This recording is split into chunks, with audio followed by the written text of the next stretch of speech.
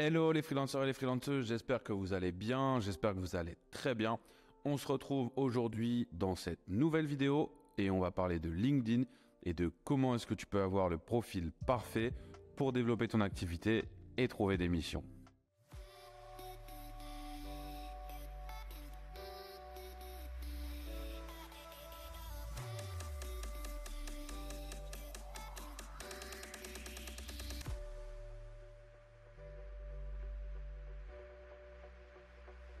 Avant de démarrer la vidéo, comme d'habitude, je t'invite à t'abonner à la chaîne si ce n'est pas déjà fait pour ne rien rater de nos prochaines vidéos.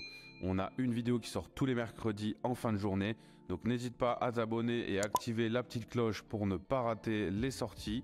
N'hésite pas également à regarder dans les commentaires en dessous de la vidéo, tu vas retrouver les liens utiles, notamment vers le guide des 48 plateformes, vers notre Data Room TJM et également vers notre programme Freelancer Pro qui a pour but de pouvoir t'accompagner dans le lancement de ton activité et dans la recherche de ta première mission et de tes missions de manière générale.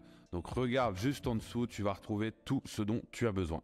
Alors aujourd'hui on va parler de LinkedIn. Je pense que je vais rien t'apprendre en te disant que LinkedIn est aujourd'hui le meilleur réseau social pour développer ton activité et pour ton business.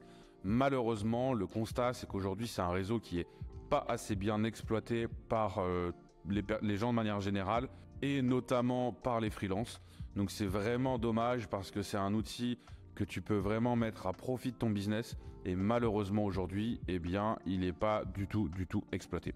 Donc dans cette vidéo, je vais t'expliquer comment mettre ton profil on flick, je vais dire, c'est-à-dire vraiment avoir tous les bons éléments au bon endroit.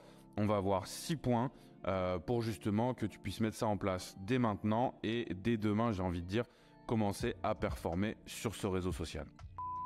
Alors clairement, je te le dis, on va enfoncer des portes ouvertes sur cette vidéo, mais c'est important que tu aies à l'esprit que tous ces points-là soient bons, et s'ils ne sont pas bons sur ton profil LinkedIn, eh bien, mets-les à jour dès maintenant. Premier point, eh bien, évidemment, avoir un profil à jour et je dirais même complet. Ce que je veux dire par là, c'est qu'aujourd'hui, ton profil, il doit y avoir toutes les informations dedans, toutes tes expériences, toutes les dates doivent être bonnes, il doit y avoir tes coordonnées, bref, il faut que le profil soit totalement complet.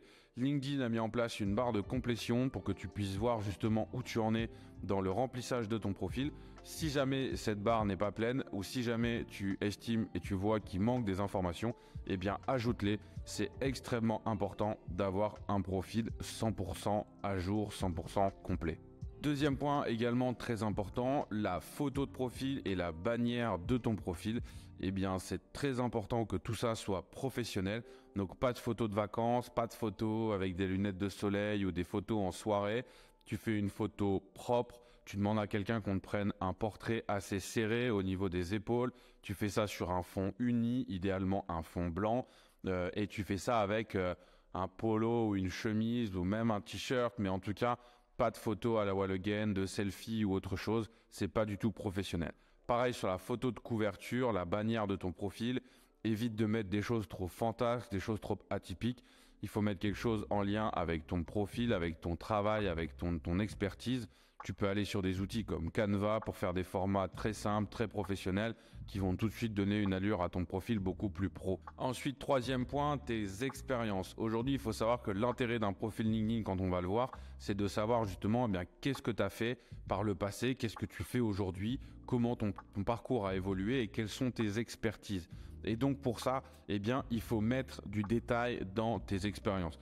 Voir que tu as fait 3 ans chez Capgemini, 1 an chez Leroy Merlin et 3 ans chez Carrefour, ça va pas aider la personne à savoir ce que tu as fait. Même s'il y a le titre du poste que tu as occupé, il faut absolument ajouter du détail. J'entends par détail expliquer dans quel contexte tu travaillais, sur quel stack technique tu travaillais, dans quel environnement, quelles étaient tes responsabilités, quelles étaient tes tâches. Voilà, il faut amener de la matière, il faut mettre du contexte dans tes expériences. Donc chaque bloc que tu vas ajouter par rapport à tes différentes expériences, eh bien, il faut que tu mettes de la matière dedans, il faut que tu donnes des informations. Savoir que tu as fait 3 ans en tant que développeur Java chez Carrefour, concrètement, ça va aider personne de savoir quels sont tes skills et qu'est-ce que tu as pu faire durant cette mission. Donc, amène du contenu, amène du détail sur tes expériences, c'est extrêmement important. Ensuite, LinkedIn a développé une nouvelle fonctionnalité qui te permet de mettre des liens directement dans ton profil. Donc tu peux avoir un lien par exemple de prise de rendez-vous ou un lien qui renvoie vers ton site web, ton portfolio. Donc n'hésite pas à ajouter dans tes coordonnées et dans les éléments de ton profil, et bien justement des liens et des contenus que tu as pu faire, que ce soit des liens vers des sites web, vers ton portfolio, vers ton site web à toi, vers ton dossier technique. Bref, donne de la matière, utilise les outils que LinkedIn met à disposition et tu as notamment cette possibilité d'ajouter des liens. Donc très important que tu puisses mettre ton portfolio, ton site web, des réalisations que tu as pu faire. Mets ces liens et n'hésite pas à les mettre en avant sur ton profil. Cinquième point, une fois que tu as un profil qui est bien à jour et qui est bien complété, il faut que tu publies sur LinkedIn. L'algorithme va évidemment mettre en avant les personnes qui publient. Alors publier, ça ne veut pas dire tout et n'importe quoi, mais aujourd'hui, il faut que tu puisses, via par exemple ta veille documentaire, via ta veille technique, via du contenu que tu rédiges toi-même, des vidéos que tu peux regarder et repartager, tu peux et tu dois mettre en place comme ça des publications assez récurrentes. Ça ne veut pas dire que tu dois publier 3 fois par jour, mais il faut que toutes les semaines, tu puisses publier au moins 2 à 3 fois. Ça peut être du repartage de contenu intéressant par rapport à ton métier, à ton expertise. Ça peut être des articles que toi tu rédiges, des posts que tu rédiges. Ça peut être pour des collègues, des amis à toi qui cherchent du job, des missions. Bref, peu importe le contenu, mais il faut que tu sois actif. Un profil qui est complètement passif ne sera pas mis en avant par l'algorithme de LinkedIn. Et donc, au final, tout le travail que tu vas faire sur ton profil ne va pas forcément être bénéfique. Donc, c'est bien d'avoir un profil à jour, c'est très important et c'est la base pour démarrer une activité, on va dire, de recherche et de réseau sur LinkedIn. Mais il faut que tu puisses être actif aussi en parallèle de ça, en publiant et en partageant des contenus sur la plateforme. Enfin, dernier point très important également, il faut que tu utilises l'outil, la plateforme pour te connecter avec d'autres personnes. Et donc pour ça, il faut que tu ailles connecter les gens en les ajoutant, en envoyant des messages, en commentant les contenus. Et c'est toutes ces interactions qui vont te permettre de développer ton réseau et qui vont te permettre, in fine, d'avoir accès à des publications pour des opportunités de business, de pouvoir contacter directement des personnes qui ont des besoins et qui ont des opportunités. Donc c'est vraiment le fait de créer toutes ces interactions. On est sur un réseau social professionnel, mais réseau social quand même.